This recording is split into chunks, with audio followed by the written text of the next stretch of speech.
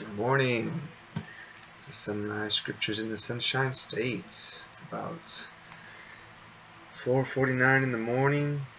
Man, I had another wild dream. Another dream of the military and just old, past people that I knew just pop up out of nowhere in there. People who I haven't talked to in years, they just pop up. I don't know. Only God knows what that dream means, man.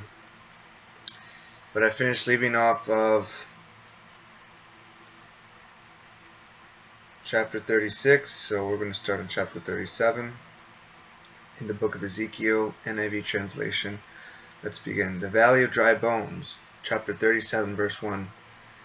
The hand of the Lord was on me, and he brought me out by the Spirit of the Lord and set me in the middle of a valley. It was full of bones. He led me back and forth among them, and I saw a great many bones on the floor of the valley, bones that were very dry. He asked me, Son of man, can these bones live? I said, Sovereign Lord, you alone know. Then he said to me, Prophesy to these bones and say to them, Dry bones, hear the word of the Lord. Verse 5. This is what the Sovereign Lord says to these bones. I will make breath enter you. Breath, letter A, the Hebrew for this word can also mean wind or spirit. And you will come to life. I will attach tendons to you and make flesh come upon you and cover you with skin. I will put breath in you, and you will come to life. Then you will know that I am the Lord. So I prophesied as I was commanded. And as I was prophesying, there was a noise, rattling sound, and the bones came together, bone to bone.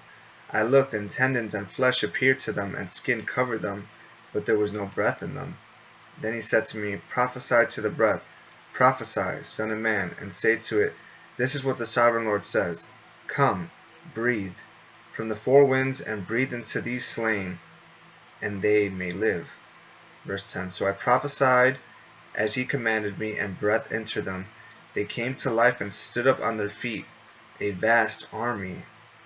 Then he said to me, Son of man, these bones are the people of Israel. They say, Our bones are dried up, and our hope is gone. We are cut off. So the bones is Israel.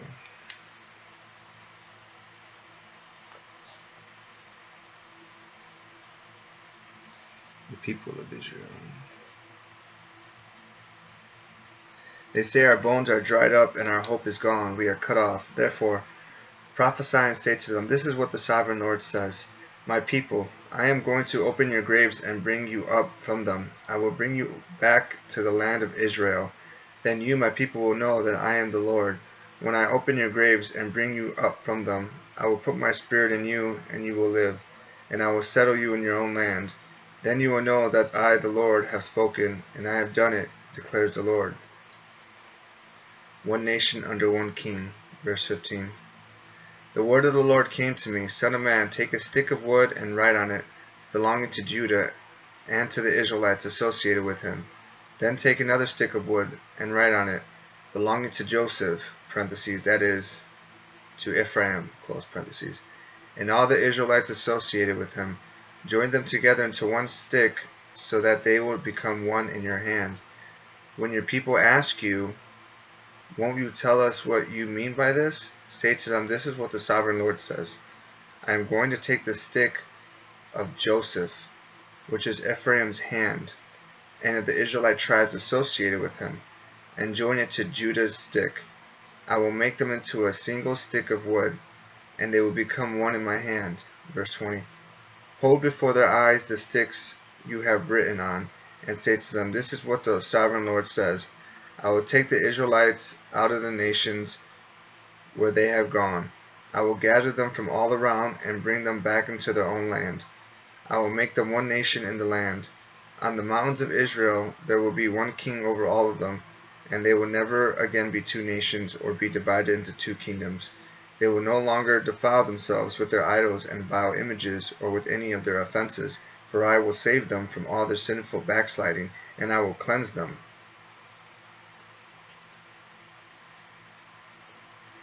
They will be my people, and I will be their God.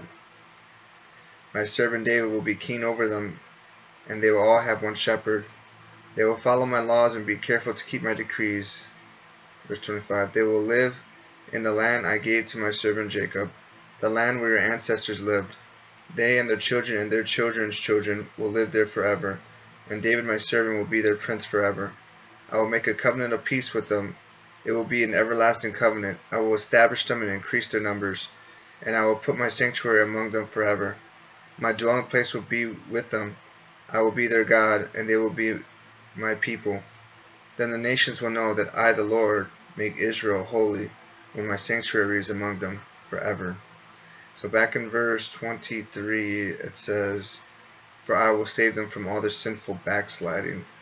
And then the letter A down here says, many Hebrew manuscripts, parentheses, see also Septuagint, close parentheses, most Hebrew manuscripts are their dwelling places where they sinned.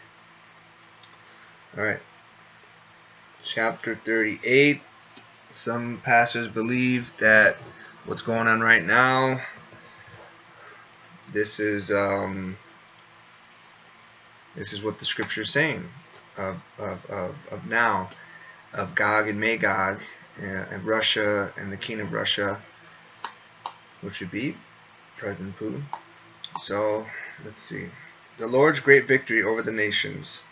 Chapter 38, verse 1. The word of the Lord came to me, Son of man, set your face against Gog, king of Russia, and land of Magog, Russia, the chief prince of Meshech and Tubal. Prophesy against him and say, this is what the sovereign Lord says. I am against you, Gog, chief prince of Meshech and Tubal.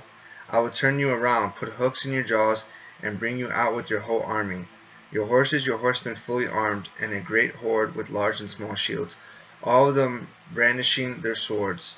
Verse 5. Persia, Cush, and Put will be with them, all with shields and helmets. Also Gomer with all its troops, and Beth Togarmah from the far north with all its troops, the many nations with you. Get ready, be prepared, you and all the hordes gathered about you, and take command of them. After many days you will be called to arms. In future years you will invade a land that has recovered from war, whose people were gathered from many nations to the mountains of Israel, which had long been desolate. They had been brought out from the nations, and now all of them live in safety. You and all your troops and the many nations with you will go up, advancing like a storm. You will be like a cloud covering the land. Verse 10. This is what the sovereign Lord says. On that day thoughts will come into your mind, and you will devise an evil scheme. You will say, I will invade a land of unwalled villages. I will attack a peaceful and unsuspecting people, all of them living without walls and without gates and bars. So I have here in brackets, this is the nation of Israel. Verse 12, I will plunder and loot and turn my hand against the resettled ruins and the people gathered from the nations, rich in livestock and goods, living at the center of the land. So, letter E, the Hebrew for this phrase means the navel of the earth. Verse 13, Sheba and Dedan and the merchants of Tarshish and all her villages, or her strong lines, will say to you, have you come to plunder? Have you gathered your hordes to loot, to carry off silver and gold, to take away livestock and goods, and to seize much plunder? Therefore, Son of man, prophesy and say to Gog, this is what the sovereign Lord says. In that day when my people Israel are living in safety, will you not take notice of it? Verse 15, you will come from your place in the far north, you and many nations with you, all of them riding on horses, a great horde, a mighty army.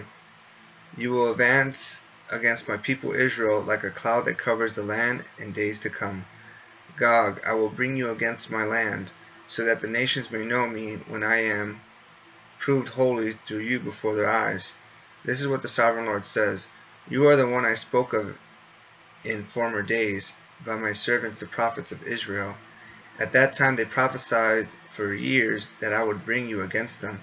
This is what will happen in that day. When Gog attacks the land of Israel, my hot anger will be aroused, declares the Sovereign Lord. In my zeal and fury wrath I declare that at that time there shall be a great earthquake in the land of Israel. Verse 20. The fish in the sea, the birds in the sky, and the beasts of the field, every creature that moves along the ground, and all the people on the face of the earth will tremble at my presence. The mountains will be overturned, the cliffs will crumble, and every wall will fall to the ground. I will summon a sword against Gog on all my mountains, declares the Sovereign Lord. Every man's sword will be against his brother. I will execute judgment on him with plague and bloodshed. I will pour down torrents of rain, hailstorms, and burning sulfur on him, and on his troops, and on the many nations with him. And so I will show my greatness and my holiness, and I will make myself known in the sight of many nations. Then they will know that I am the Lord. That completes chapter 38. Chapter 39, verse 1. Son of man, prophesy against Gog, and say, This is what the Sovereign Lord says.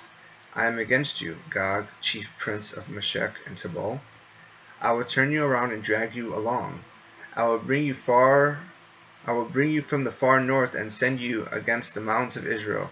Then I will strike your bow from your left hand and make your arrows drop from your right hand.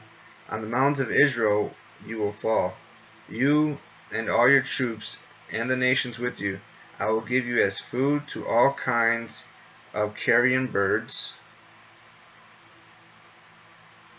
I have here Revelation written next to all that. And to the wild animals. Verse 5. You will fall in the open field, for I have spoken, declares the Sovereign Lord. I will send fire on Magog and all those who live in safety in the coastlands, and they will know that I am the Lord. I will make known my holy name among my people Israel. I will no longer let my holy name be profaned, and the nations will know that I, the Lord, am the Holy One in Israel. It is coming! It will surely take place, declares the Sovereign Lord. This is the day I have spoken of. Then those who live in the towns of Israel will go out and use the weapons for fuel and burn them up. The small and large shields, the bows and arrows, the war clubs and spears. For 7 years they will use them for fuel. Verse 10. They will not need to gather wood from the fields or cut it from the forest, because they will use the weapons for fuel, and they will plunder those who plunder them, and loot those who looted them, declares the Sovereign Lord. On that day I will give Gog a burial place in Israel, in the valley of those who travel east of the sea. It will block the way of travelers, because Gog and all his hordes will be buried there. So it will be called the Valley of Hamon-Gog. So there's a letter B. Let's look down. Hamona means horde. And then right next to this I put Armageddon, which is the last battle that's supposed to take place on earth. For 7 months the Israelites will be burying them in order to cleanse the land. All the people of the land will bury them, and the day I display my glory will be a memorial day for them, declares the Sovereign Lord. People will be continually employed in cleansing the land. They will spread out across the land, and along with others, they will bury any bodies that are lying on the ground. After the 7 months, they will carry out a more detailed search. Verse 15. As they go through the land, anyone who sees a human bone will leave a marker beside it, until the gravediggers bury it in the valley of Hamon-Gog, near a town called Hamona. And so, that's letter C. Earlier, Hamon-Gog, letter B. Hamon-Gog means hordes of Gog. And this one means, Hamoniah means horde. Okay. And so they will cleanse the land. Son of man, this is what the Sovereign Lord says. Call out to every kind of bird and all the wild animals. Assemble and come together from all around to the sacrifice I am preparing for you, the great sacrifice on the mountains of Israel. There you will eat flesh and drink blood. You will eat the flesh of mighty men and drink the blood of the princes of the earth. And if they were rams and lambs, goats and bulls, all of them fattened animals from Bashan, At the sacrifice I am preparing for you, you will eat fat till you are gluttoned, and drink blood till you are drunk. Verse 20.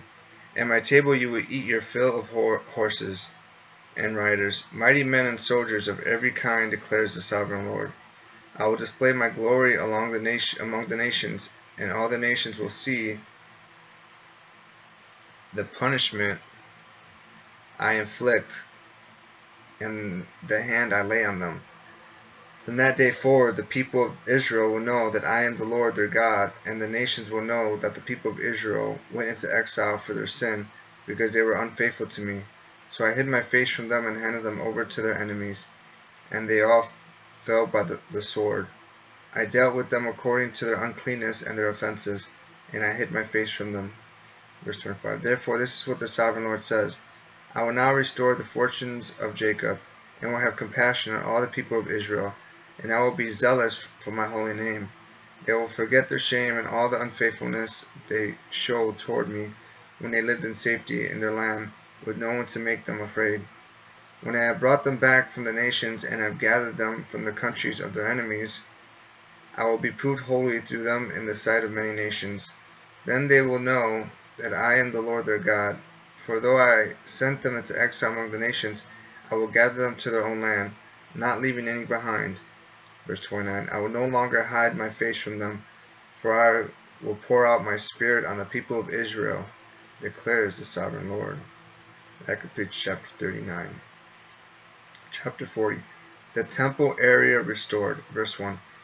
In the 25th year of our exile, at the beginning of the year, on the 10th of the month, in the 14th year after the fall of the city, on that very day the hand of the Lord was on me, and he took me there.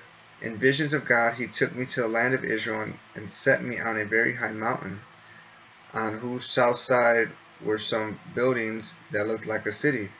He took me there, and I saw a man whose appearance was like bronze.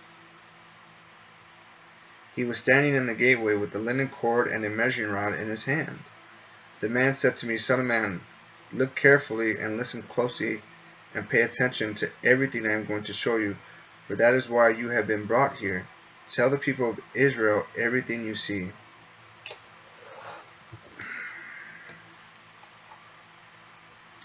The east gate to the outer court. Verse 5. I saw a wall completely surrounding the temple area. The length of the measuring rod in the man's hand was 6 long cubits. Letter B, that is about 11 feet. Each of which was a cubit and a hand breadth. He measured the wall. It was 1 measuring rod thick and 1 rod high. Then he went to the east gate.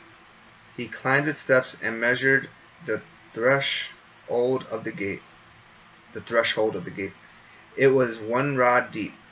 The alcoves for the guards were 1 rod long and 1 rod wide, and the projecting walls between the alcoves were 5 cubits thick. Letter C, that is about 8 3/4 feet. And the threshold of the gate next to the portico facing the temple was 1 rod deep. Then he measured the portico of the gateway. It was 8 cubits deep, and its jambs were 2 cubits thick. The portico of the gateway faced the temple. Verse 10. Inside the east gate were 3 alcoves on each side. The 3 had the same measurements, and the faces of the projecting walls on each side had the same measurements. Then he measured the width of the entrance of the gateway. It was 10 cubits, and its length was 13 cubits. In front of each alcove was a wall 1 cubit high, and the alcoves were 6 cubits square. Then he measured the gateway from the top of the rear wall of one alcove to the top of the opposite one. The distance was 25 cubits from one parapet opening to the opposite one. He measured along the faces of the projecting walls all around the inside of the gateway, 60 cubits. The measurement was up to the portico facing the courtyard. Verse 15. The distance from the entrance of the gateway to the far end of its portico was 50 cubits. The alcoves and the projecting walls inside the gateway were surmounted by narrow parapet openings all around, as was the portico. The openings all around faced inward. The faces of the projecting walls were decorated with palm trees. The outer court. Verse 17. Then he brought me into the outer court. There I saw some rooms and a pavement that had been constructed all around the court. There were 30 rooms along the pavement. It abutted the sides of the gateways and was as wide as they were long. This was the lower pavement. Then he measured the distance from the inside of the lower gateway to the outside of the inner court. It was 100 cubits on the east side as well as on the north gate. Verse 20. Then he measured the length and width of the north gate leading into the outer court. Its alcoves, 3 on each side, its projecting walls, and its portico had the same measurements as those of the first gateway. It was 50 cubits long and 25 cubits wide. Its openings, its portico, and its palm tree decorations had the same measurements as those of the gate facing east. 7 steps led up to it, with its portico opposite them. There was a gate to the inner court facing the north gate, just as there was on the east. He measured from one gate to the opposite one. It was 100 cubits. The south gate. Then he led me to the south side, and I saw the south gate. He measured the jambs and its portico, and they had the same measurements as the others. Verse 25. The gateway and its portico had narrow openings all around, like the openings of the others. It was 50 cubits long and 25 cubits wide. 7 steps led up to it, with its portico opposite them. It had palm tree decorations on the faces of the projecting walls on each side. The inner court also had a gate facing south, and he measured from this gate to the outer gate on the south side. It was 100 cubits. The gates of the inner court. Verse 28. Then he brought me into the inner court through the south gate, and he measured the south gate, and it had the same measurements as the others. Its alcoves, its projecting walls, and its portico had the same measurements as the others. The gateway and its portico had openings all around. It was 50 cubits long and 25 cubits wide. Verse 30, parentheses. The porticos of the gateways around the inner court were 25 cubits wide and 5 cubits deep. Close parentheses. Its portico faced the outer court. Palm trees decorated its jambs, and 8 steps led up to it. Then he brought me to the inner court on the east side, and he measured the gateway. It had the same measurements as the others. Its alcoves, its projecting walls, and its portico had the same measurements as the others. The gateway and its portico had openings all around. It was 50 cubits long and 25 cubits wide. Its portico faced the outer court. Palm trees decorated the jambs on every side, and 8 steps led up to it. Verse 35. Then he brought me to the north gate and measured it. It had the same measurements as the others, as did its alcoves, its projecting walls, and its portico, and it had openings all around. It was 50 cubits long and 25 cubits wide. Its portico faced the outer court. Palm trees decorated the jambs on either side, and 8 steps led up to it. The rooms for preparing sacrifices. Verse 38. A room with the doorway was by the portico in each of the inner gateways, where the burnt offerings were washed. In the portico of the gateway were 2 tables on each side, on which the burnt offerings, sin offerings, and guilt offerings were slaughtered. Verse 40. By the outside wall of the portico of the gateway, near the steps at the entrance of the north gate, were 2 tables, and on the other side of the steps were 2 tables. So there were 4 tables on one side of the gateway and 4 on the other, 8 tables in all, on which the sacrifices were slaughtered. There were also 4 tables of dressed stone for the burnt offerings, each a cubit and a half long, a cubit and a half wide, and a cubit high. On them were placed the utensils for slaughtering the burnt offerings and the other sacrifices, and double-pronged hooks, each a handbreadth long, were attached to the wall all around.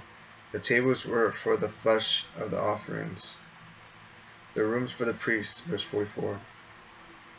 Outside the inner gate, within the inner court, were 2 rooms, one at the side of the north gate and facing south, and another at the side of the south gate and facing north.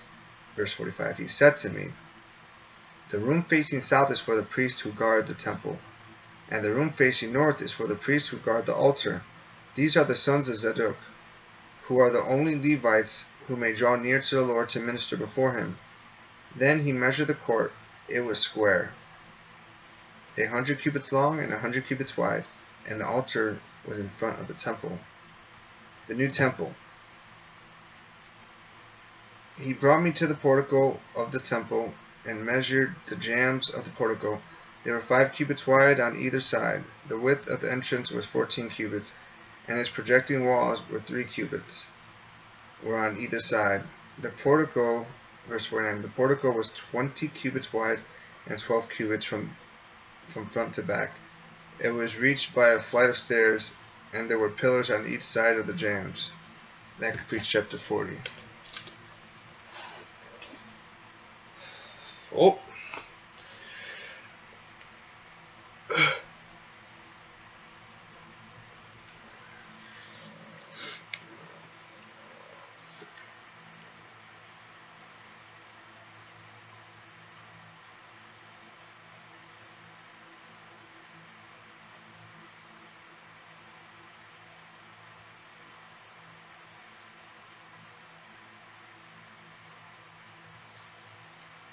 Opening my curtains.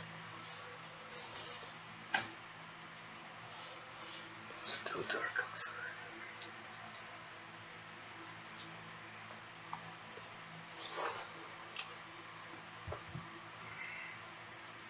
Chapter 41, verse 1. Then the man brought me to the main hall and measured the jambs. The width of the jambs were 6 cubits on each side. The entrance was 10 cubits wide, and the projecting walls on each side of it were 5 cubits wide. He also measured the main hall. It was 40 cubits long and 20 cubits wide. Then he went into the inner sanctuary and measured the jambs at the entrance. Each was 2 cubits wide. The entrance was 6 cubits wide, and the projecting walls on each side of it were 7 cubits wide. And he measured the length of the inner sanctuary. It was 20 cubits, and its width was 20 cubits across the end of the main hall. He said to me, "This is the most holy place." Verse 5. Then he measured the wall of the temple. It was 6 cubits thick, and each side room around the temple was 4 cubits wide. The side rooms were on 3 levels, one above another, 30 on each level. There were ledges all around the wall of the temple to serve as supports for the side rooms, so that the supports were not inserted into the wall of the temple. The side rooms all around the temple were wider at each successive level. The structure surrounding the temple was built in ascending stages, so that the rooms widened as one went upward. A stairway went up from the lowest floor to the top floor through the middle floor. I saw that the temple had a raised base all around it, forming the foundation of the side rooms. It was the length of the rod, 6 long cubits. The outer wall of the side rooms were 5 cubits thick. The open area between the side rooms of the temple, verse 10, and the priest rooms were 20 cubits wide all around the temple. There were entrances to the south rooms from the open area, one on the north and another on the south, and the base adjoining the open area was 5 cubits wide all around. The building facing the temple courtyard on the west side was 70 cubits wide. The wall of the buildings were 5 cubits thick all around, and its length was 90 cubits. Then he measured the temple. It was 100 cubits long, and the temple courtyard and the building with its walls were also 100 cubits long. The width of the temple courtyard on the east, including the front of the temple, was 100 cubits. Then he measured the length of the verse 15. Then he measured the length of the building facing the courtyard at the rear of the temple, including its galleries on each side. It was 100 cubits. The main hall, the inner sanctuary, and the portico facing the court, as well as the thresholds and the narrow windows and galleries around the 3 of them. Everything beyond and including the threshold was covered with wood. The floor, the wall up to the windows, and the windows were covered. In the space above the outside of the entrance to the inner sanctuary, and on the walls at regular intervals, all around the inner and outer sanctuary, were carved cherubim and palm trees. Palm trees alternated with cherubim. Each cherub had 2 faces. the face of a human being toward the palm tree on one side, and the face of a lion toward the palm tree on the other. They were carved all around the whole temple. Verse 20. From the floor to the area above the entrance, cherubim and palm trees were carved in the wall of the main hall. The main hall had a rectangular door frame, and the one at the front of the most holy place was similar. There was a wooden altar 3 cubits high and 2 cubits square. Its corners, its base, and its sides were of wood. The man said to me, "This is the table that is before the Lord." Both the main hall and the most holy place had double doors. Each door had 2 leaves, 2 hinged leaves for each door. Verse 25. And on the doors of the main hall were carved cherubim and palm trees like those carved in the walls, and there was a wooden overhang on the front of the portico. On the side walls of the portico were narrow windows with palm trees carved on each side. The side rooms of the temple also had overhangs. And that completes chapter 41. Chapter 42, the rooms for the priest, verse 1. Then the man led me northward into the outer court and brought me to the rooms opposite the temple courtyard and opposite the outer wall on the north side. The building whose door faced north was 100 cubits long and 50 cubits wide, both in the section 20 cubits from the inner court, and in the section opposite the pavement of the outer court. Gallery faced gallery at the 3 levels. In front of the rooms was an inner passageway 10 cubits wide and 100 cubits long. Their doors were on the north. Verse 5. Now the upper rooms were narrower, for the galleries took more space from them than from the rooms on the lower and middle floors of the building. The rooms on the top floor had no pillars, as the courts had, so they were smaller in the floor space than those on the lower and middle floors. There was an outer wall parallel to the rooms and the outer court. It extended in front of the rooms for 50 cubits, while the row of rooms on the side next to the outer court was 50 cubits long. The row on the side nearest the sanctuary was 100 cubits long. The lower rooms had an entrance on the east side as one enters them from the outer court. I would like to see this. Sounds beautiful. Verse 10, especially with the palm trees and the lion. Verse 10, on the south side, along the length of the wall of the outer court, adjoining the temple courtyard, and opposite the outer wall, were rooms with a passageway in front of them. They were like the rooms of the north. They had the same length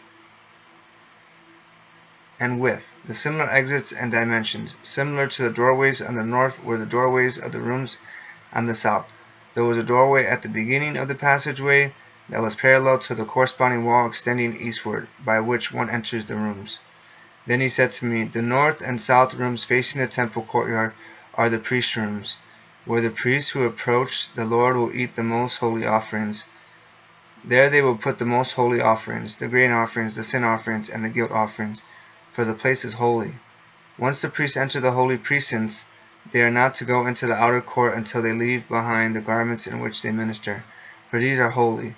They are to put on other clothes before they go near the places that are for the people. Verse 15. When he had finished measuring what was inside the temple area, he led me out by the east gate and measured the area all around. He measured the east side with the measuring rod. It was 500 cubits. He measured the north side. It was 500 cubits by the measuring rod. And measured the south side. It was 500 cubits by the measuring rod. Then he turned to the west side and measured. It was 500 cubits by the measuring rod. Verse 20. So he measured the area on all 4 sides. It had a wall around it, 500 cubits long and 500 cubits wide, to separate the holy from the common. And that completes chapter 42. Water break.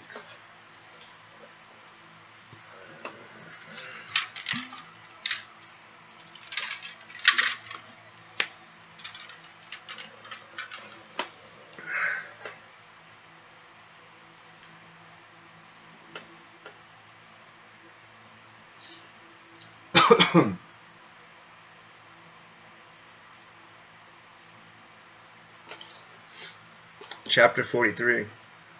God's glory returns to the temple, verse 1. Then the man brought me to the gate facing east, and I saw the glory of the God of Israel coming from the east.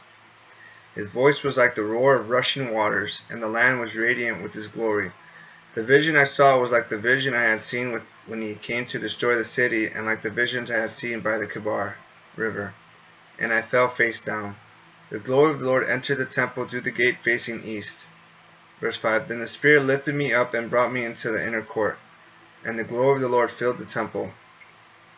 While the man was standing beside me, I heard someone speaking to me from inside the temple. He said, Son of man, this is the place of my throne and the place for the soles of my feet. This is where I will live among the Israelites forever. The people of Israel will never again defile my holy name, neither they nor their kings by the prostitution and the funeral offerings, for their kings at their death. When they placed their threshold next to my threshold and their doorpost beside my doorpost, with only a wall between me and them, they defiled my holy name by their detestable practices. So I destroyed them in my anger. Now let them put away from me their prostitution and the funeral offerings for their kings, and I will live among them forever. Verse 10. Son of man, describe the temple to the people of Israel, that they may be ashamed of their sins. Let them consider its perfection. And if they are ashamed of all they have done, make known to them the design of the temple, its arrangement, its exits and entrances, its whole design, and all its regulations. D. And laws. Write these down before them so that they may be faithful to its design and follow all its regulations. This is the law of the temple. All the surrounding area on top of the mountain will be most holy. Such is the law of the temple. The great altar restored. These are the measurements of the altar in long cubits, the cubit being a cubit and a handbreadth. Its gutter is a cubit deep and a cubit wide, with the rim of one span around the edge. Letter F. That is about 11 inches. And this is the height of the altar, from the gutter on the ground up to the lower edge that goes around the altar. It is 2 cubits high, and the edge is a cubit wide. From this lower edge to the upper ledge that goes around the altar, it is 4 cubits high, and that ledge is also a cubit wide. Above that, the altar hearth is 4 cubits high, and 4 horns project upward from the hearth. The altar hearth is square, 12 cubits long and 12 cubits wide. The upper ledge also is square, 14 cubits long and 14 cubits wide. All around the altar is a gutter of 1 cubit with a rim of half a cubit. The steps of the altar face east. Then he said to me, Son of man, this is what the sovereign Lord says. This will be the regulations for sacrificing burnt offerings and splashing blood against the altar when it is built. You are to give a young bull as a sin offering to the Levitical priest of the family of Zadok, who come near to minister before me, declares the sovereign Lord. Verse 20. You are to take some of its blood and put it on the 4 horns of the altar and on the 4 corners of the upper ledge and all around the rim, and so purify the altar and make atonement for it. You are to take the bull for the sin offering and burn it in the designated part of the temple area outside the sanctuary. On the 2nd day you are to offer a male goat without defect for a sin offering, and the altar is to be purified as it was purified with the bull. When you have finished purifying it, you are to offer a young bull and a ram from the flock, both without defect. You are to offer them before the Lord, and the priests are to sprinkle salt on them and sacrifice them as a burnt offering to the Lord. Verse 25. For 7 days you are to provide a male goat daily for a sin offering. You are also to provide a young bull and a ram from the flock, both without defect. For 7 days they are to make atonement for the altar and cleanse it. Thus they will dedicate it. Verse 27. At the end of these days, from the 8th day on, the priests are to present your burnt offerings and fellowship offerings on the altar. Then I will accept you, declares the sovereign Lord. And that completes chapter 43.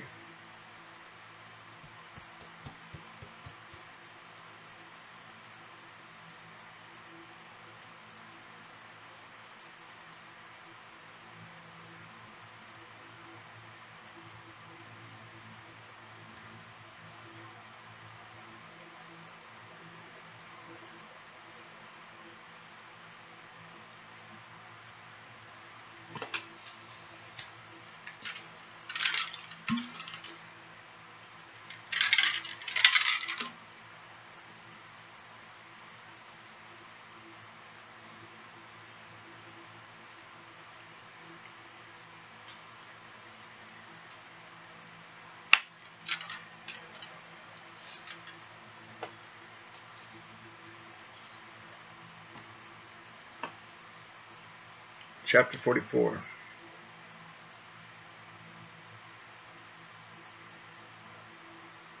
The priesthood restored. Verse 1. Then the man brought me back to the outer gate of the sanctuary, the one facing east, and it was shut. The Lord said to me, "This gate is to remain shut. It must not be opened. No one may enter through it. It is still to remain shut because the Lord, the God of Israel, has entered through it. The prince himself is the only one who may sit inside the gateway to eat in the presence of the Lord. He is to enter by way of the portico of the gateway and go out the same way." Then the man brought me by way of the north gate to the front of the temple. I looked and saw the glory of the Lord filling the temple of the Lord, and I fell face down. Verse 5. The Lord said to me, "Son of man, look carefully, listen closely, and give attention to everything I tell you concerning all the regulations and instructions regarding the temple of the Lord. Give attention to the entrance to the temple and all the exits of the sanctuary. Say to rebellious Israel, this is what the sovereign Lord says. Enough of your detestable practices, people of Israel! In addition to all your other detestable practices, you brought foreigners uncircumcised in heart and flesh into my sanctuary, desecrating my temple, while you offered me food, fat, and blood, and you broke my covenant. Instead of carrying out your duty in regard to my holy things, you put others in charge of my sanctuary. This is what the sovereign Lord says: no foreigner uncircumcised in heart and flesh is to enter my sanctuary, not even the foreigners who live among the Israelites." Verse 10. The Levites who went far from me when Israel went astray, and who wandered from me after their idols, must bear the consequences of their sin. They may serve in my sanctuary, having charge of the gates of the temple and serving in it. They may slaughter the burnt offerings and sacrifices for the people, and stand before the people and serve them. But because they served them in the presence of their idols, and made the people of Israel fall into sin, therefore I have sworn with uplifted hand that they must bear the consequences of their sin, declares the sovereign Lord. They are not to come near to serve me as priests, or come near any of my holy things, or my most holy offerings. They must bear the shame of their detestable practices, and I will appoint them to guard the temple for all the work that is to be done in it. Verse 15. But the Levitical priests, who are descendants of Zadok, and who guarded my sanctuary when the Israelites went astray from me, are to come near to minister before me. They are to stand before me to offer sacrifices of fat and blood, declares the sovereign Lord. They alone are to enter my sanctuary. They alone are to come near my table to minister before me and serve me as guards. When they enter the gates of the inner court, they are to wear linen clothes. They must not wear any woolen garment while ministering at the gates of the inner court or inside the temple. They are to wear linen turbans on their heads and linen undergarments around their waists. They must not wear anything that makes them perspire. When they go out into the outer court where the people are, they are to take off the clothes they have been ministering in, and are to leave them in the sacred rooms, and put on other clothes, so that the people are not consecrated through contract with their garments. Verse 20. They must not shave their heads or let their hair grow long, but they are to keep the hair of their heads trimmed. No priest is to drink wine when he enters the inner court. They must not marry widows or divorced women. They may marry only virgins of Israelite descent, or widows of priests.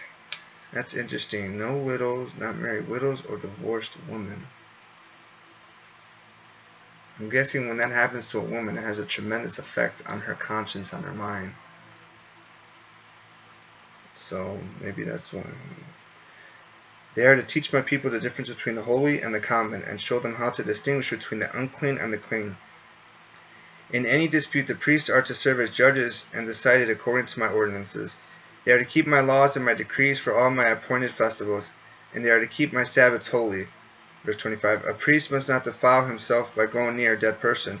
However, if the dead person was his father or mother, son or daughter, brother or unmarried sister, then he may defile himself. After he is cleansed, he must wait 7 days. On the day he goes into the inner court of the sanctuary to minister in the sanctuary, he is to offer a sin offering for himself, declares the sovereign Lord. I am to be the only inheritance the priests have. You are to give them no possession of Israel. I will be their possession. They will eat the grain offerings, the sin offerings, and the guilt offerings, and everything in Israel devoted to the Lord will belong to them. Verse 30. The best of all the firstfruits and of all your special gifts will belong to the priests. You are to give them the first portion of your ground meal, so that a blessing may rest on your household. The priests must not eat anything, whether bird or animal found dead or torn by wild animals. That completes chapter 44. I see a little light.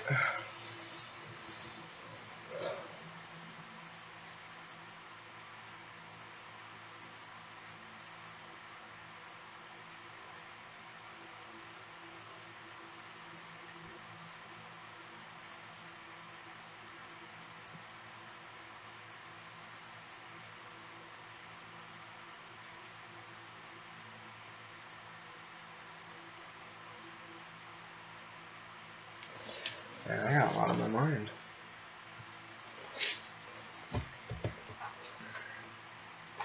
Chapter 45. Israel fully restored. Verse 1.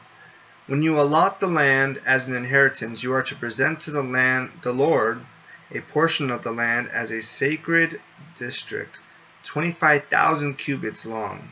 Letter C. That is about 8 miles. And 20,000 cubits wide. The entire area will be holy. Of this, a section 500 cubits square is to be for the sanctuary, with 50 cubits around it for open land. In the sacred district, measure off a section 25,000 cubits long and 10,000 cubits wide. In it will be the sanctuary, the most holy place. It will be the sacred portion of the land for the priests, who minister in the sanctuary and who draw near to minister before the Lord. It will be a place for their houses, as well as a holy place for the sanctuary. Verse 5. An area 25,000 cubits long and 10,000 cubits wide will belong to the Levites who serve in the temple, as their possession for towns to live in. You are to give the city as its property an area of 5,000 cubits wide and 25,000 cubits long, adjoining the sacred portion. It will belong to all Israel. The prince will have the land bordering each side of the area formed by the sacred district and the property of the city. It will extend westward from the west side and eastward from the east side, running lengthwise from the western to the eastern border, parallel to one of the tribal portions. This land will be his possession in Israel, and my princes will no longer oppress my people, but will allow the people of Israel to possess the land according to their tribes. This is what the sovereign Lord says. You have gone far enough, princes of Israel. Give up your violence and oppression, and do what is just and right. Stop dispossessing my people, declares the sovereign Lord. Verse 10. You are to use accurate scales, an accurate ephah.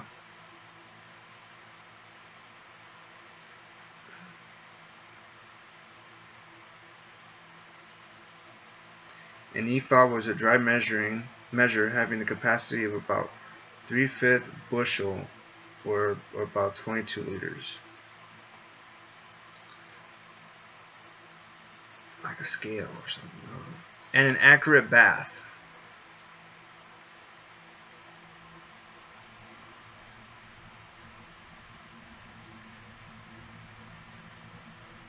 A bath was a liquid measuring equally to about 6 gallons, or about 22 liters. The ephah and the bath are to be the same size. The bath containing 1/10 of a homer, and the ephah 1/10 of a homer. The homer is to be the standard measuring for both. The shekel is to consist of 20 gerahs. 20 shekels plus 25 shekels plus 15 shekels equal 1 mina. Letter N. That is 60 shekels. A common mina was 50 shekels. 60 shekels was about 1 1/2 pounds, or about 690 grams. This is the special gift you are to offer: a 1/6 of an ephah from each homer of wheat, and 1/6 of an ephah from each homer of barley. The prescribed portion of olive oil, measured by the bath, is 1/10 of a bath from each core, which consists of 10 baths or 1 homer, for 10 baths or equivalent to a homer, Verse 15. Also, 1 sheep is to be taken from every flock of 200 from the well-pastured pastures of Israel. These will be used for the grain offerings, burnt offerings, and fellowship offerings, to make atonement for the people, declares the sovereign Lord. All the people of the land will be required to give the special offering to the prince in Israel.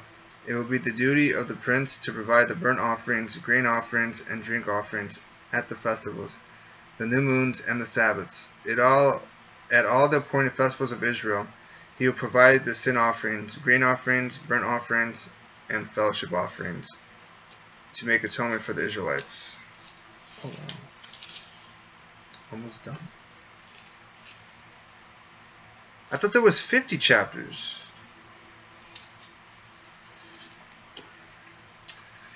Guess I'm looking wrong. This is what the Sovereign Lord says. In the first month of the first day, you are to take a young bull without defect and purify the sanctuary. The priest is to take some of the blood of the sin offering and put it on the doorpost of the temple, on the four corners of the upper ledge of the altar, and on the gatepost of the inner court. Verse 20. You are to do the same on the seventh day of the month for anyone who sins unintentionally or through ignorance. So you are to make atonement for the temple. In the first month of the 14th day you are to observe the Passover, a festival lasting 7 days, during which you shall eat bread made without yeast. On that day the prince is to provide a bull as a sin offering for himself and for all the people of the land. Every day during the 7 days of the festival he is to provide 7 bulls and 7 rams without defect as a burnt offering to the Lord, and a male goat for a sin offering. He is to provide as a grain offering an ephah for each bull and an ephah for each ram, along with a hin of olive oil for each ephah. Verse 25. During the 7 days of the festival, which begins in the 7th month on the 15th day, he is to make the same provision for sin offerings, burnt offerings, grain offerings, and oil. That completes chapter 45.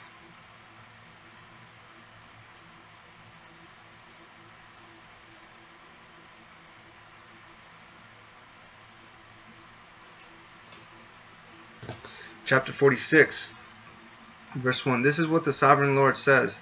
The gate of the inner court facing east is to be shut on the 6 working days, but on the Sabbath day and on the day of the new moon it is to be opened. The prince is to enter from the outside through the portico of the gateway and stand by the gatepost. The priests are to sacrifice his burnt offering and his fellowship offerings.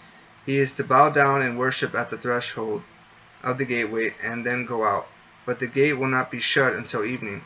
On the Sabbaths and new moons, the people of the land are to worship in the presence of the Lord at the entrance of that gateway.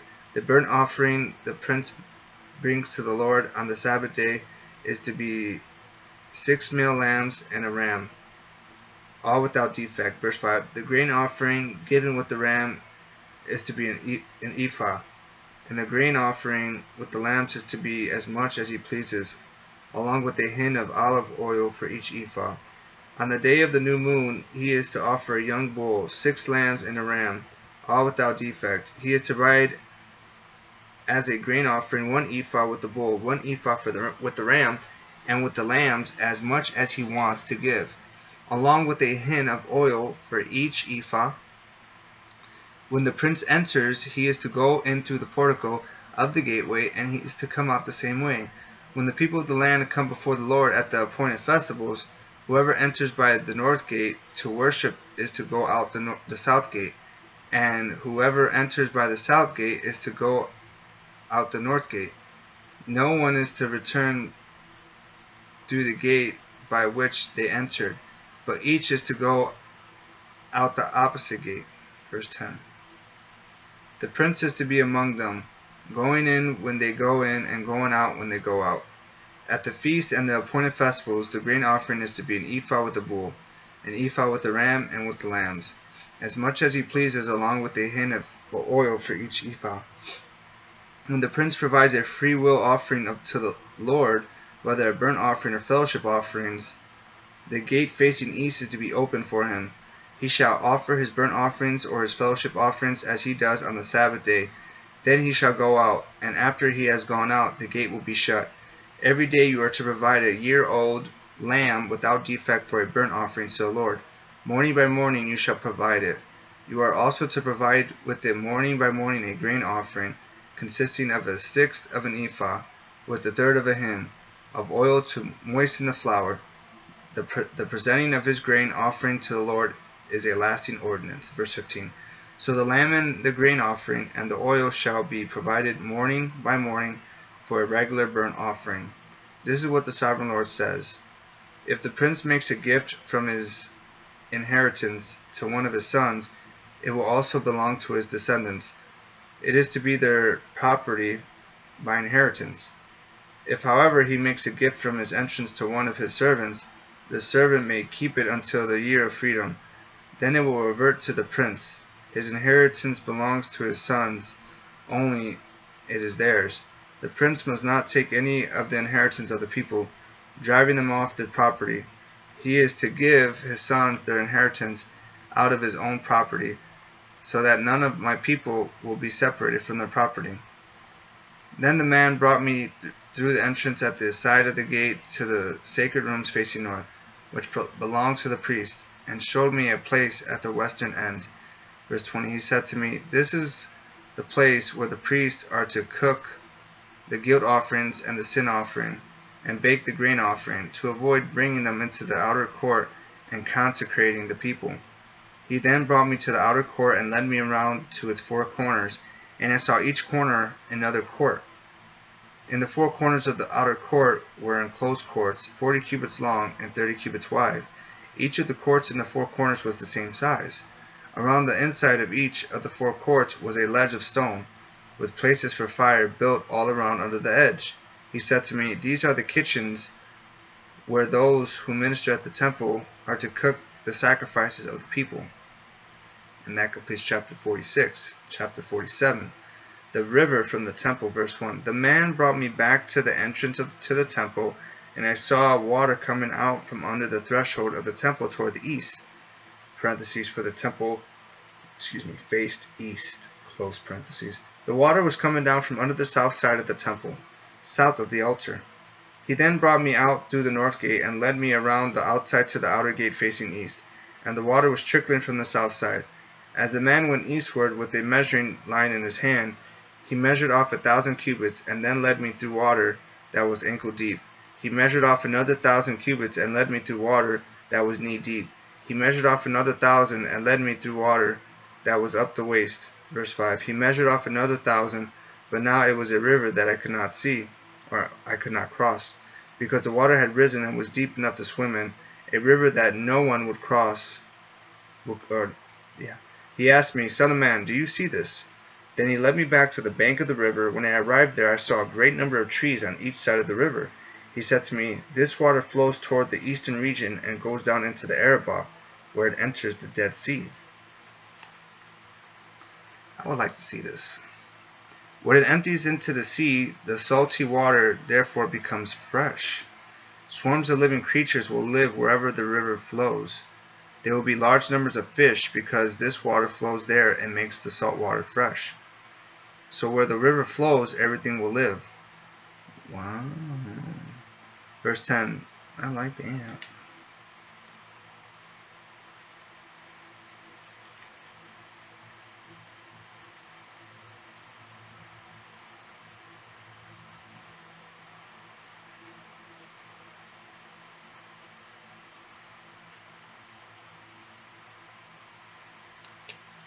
Verse 10. Fishermen will stand along the shore from En Gedi to En Egalim. There will be places for spreading nets. The fish will be of many kinds, like the fish of the Mediterranean Sea. If it's comparing it to the Mediterranean Sea, it's got to be some good fish at the Mediterranean Sea, right? But the swamps and marshes will not become fresh. They will be left for salt. Fruit trees of all kinds will grow on both banks of the river. Their leaves will not wither, nor will their fruit fail. Every month they will bear fruit, because the water from the sanctuary flows to them. Their fruit will serve for food, and their leaves for healing. What? Every month they will bear fruit, because the water from the sanctuary flows to them. Their fruit will serve for food, and their leaves for healing.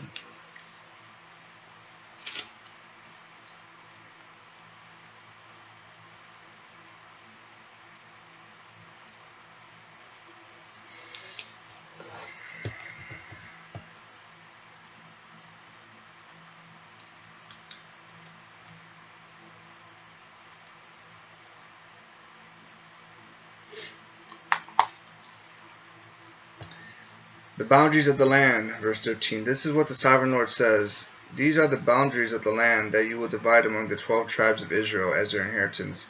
With 2 portions for Joseph, you are to divide it equally among them, because I swore with uplifted hand to give it to your ancestors. This land will become your inheritance. Verse 15. This is to be the boundary of the land. On the north side, it will run from the Mediterranean Sea by the Hethlon road past Lebo Hamath to Zedad, Berothah, and Siberium, which lies on the border between Damascus and Hamath, as far as Hazar Hatikon, which is on the border of Hairon. The boundary will extend from the sea to Hazor Enan, along the northern border of Damascus, with the border of Hamath to the north. This will be the northern boundary. On the east side of the boundary will run between Haran and Damascus, along the Jordan between Gilead and the land of Israel, to the Dead Sea and as far as Tamar. This will be the eastern boundary. On the south side, it will run from Tamar as far as the waters of Meribah, Kadesh, then along the Wadi of Egypt to the Mediterranean Sea. This will be the southern boundary. Verse 20. On the west side, the Mediterranean Sea will be the boundary to a point opposite Lebo Hamath. This will be the western boundary. You are to distribute this land among yourselves according to the tribes of Israel. You are to allot it as an inheritance for yourselves and for the foreigners residing among you and who have children. You are to consider them as native-born Israelites. Along with you, they are to be allotted an inheritance among the tribes of Israel. In whatever tribe a foreigner resides, there you are to give them their inheritance, declares the sovereign Lord. And that completes chapter 47. And we are at the last chapter, chapter 48. The division of the land, verse 1. These are the tribes listed by name at the northern frontier. Dan will have 1 portion. It will follow the Hethlon road to Lebo Hamath. Hazar Enan and the northern border of Damascus next to Hamath will be part of its borders from the east side to the west side. Asher will have 1 portion. It will border the territory of Dan from east to west. Naphtali will have 1 portion. It will border the territory of Asher from east to west. Manasseh will have 1 portion. It will border the territory of Naphtali from east to west. Verse 5. Ephraim will have 1 portion. It will border the territory of Manasseh from east to west. Reuben will have 1 portion. It will border the territory of Ephraim from east to west. Judah will have 1 portion. It will border the territory of Reuben from east to west. Bordering the territory of Judah from east to west will be the portion you are to present as a special gift. It will be 25,000 cubits wide, and its length from east to west will equal 1 of the tribal portions. The sanctuary will be in the center of it. The special portion you are to offer to the Lord will be 25,000 cubits long and 10,000 cubits wide. Verse 10. This will be the sacred portion for the priests. It will be 25,000 cubits long on the north side, 10,000 cubits wide on the west side, 10,000 cubits wide on the east side, and 25,000 cubits long on the south side. In the center of it will be the sanctuary of the Lord. This will be for the consecrated priests, the Zadokites, who were faithful in serving me and did not go astray as the Levites did when the Israelites went astray. It will be a special gift to them from the sacred portion of the land, a most holy portion, bordering the territory of the Levites. Alongside the territory of the priests, the Levites will have an allotment 25,000 cubits long and 10,000 cubits wide. Its total length will be 25,000 cubits and its width 10,000 cubits. They must not sell or exchange any of it. This is the best of the land and must not pass into other hands, because it is holy to the Lord. Verse 15. The remaining area, 5,000 cubits wide and 25,000 cubits long, will be for the common use of the city, for houses and for pasture land. The city will be in the center of it, and will have these measurements. The north side 4,500 cubits, the south side 4,500 cubits, the east side 4,500 cubits, and the west side 4,500 cubits. The pasture land for the city will be 250 cubits on the north, 250 cubits on the south, 250 cubits on the east, and 250 cubits on the west. What remains of the area bordering on the sacred portion and running the length of it will be 10,000 cubits on the east side and 10,000 cubits on the west side. Its produce will supply food for the workers of the city. The workers from the city who farm it will come from all the tribes of Israel. Verse 20. The entire portion will be a square, 25,000 cubits on each side. As a special gift you will set aside the sacred portion along with the property of the city. What remains on both sides of the area formed by the sacred portion and the property of the city will belong to the prince. It will extend eastward from the 25,000 cubits of the sacred portion to the eastern border and westward from the 25,000 cubits to the western border. Both these areas running the length of the tribal portions will belong to the prince, and the sacred portion with the temple sanctuary will be in the center of them. So the property of the Levites and the property of the city will lie in the center of the area that belongs to the prince. The area belonging to the prince will lie between the border of Judah and the border of Benjamin. As for the rest of the tribes, Benjamin will have one portion. It will extend from the east side to the west side. Simeon will have one portion. It will border the territory of Benjamin from east to west. Verse 25. Issachar will have one portion. It will border the territory of Simeon from east to west. Zebulun will have one portion. It will border the territory of Issachar from east to west. Gad will have one portion. It will border the territory of Zebulun from east to west. The southern boundary of Gad will run south from Tamar to the waters of Meribah Kadesh, then along the Wadi of Egypt to the Mediterranean Sea. This is the land you are to allot as an inheritance to the tribes of Israel, and these will be their portions, declares the sovereign Lord. The gates of the new city, verse 30. These will be the exits of the city, beginning on the north side, which is 4,500 cubits long. The gates of the city will be named after the tribes of Israel. The three gates on the north side will be the gate of Reuben, the gate of Judah, and the gate of Levi. On the east side, which is 4,500 cubits long, will be three gates: the gates of Joseph, the gate of Benjamin, and the gate of Dan. On the south side, which measures 4,500 cubits, will be three gates: the gate of Simeon, the gate of Issachar, and the gate of Zebulun. On the west side, which is 4,500 cubits long, will be three gates: the gate of Gad, the gate of Asher, and the gate of Naphtali. Verse 35. The distance all around will be 18,000 cubits, and the name of the city from that time on will be "The Lord is there." And that completes chapter 48. I actually went over an hour. These hours are like, they're so quick to me now. Wow. Look at that. Hour 7 minutes. So yep, that completes chapter 48. That completes the book of Ezekiel. And we have the book of Daniel next.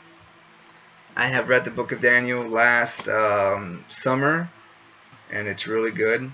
I like it. And there's some also prophetic things in Daniel.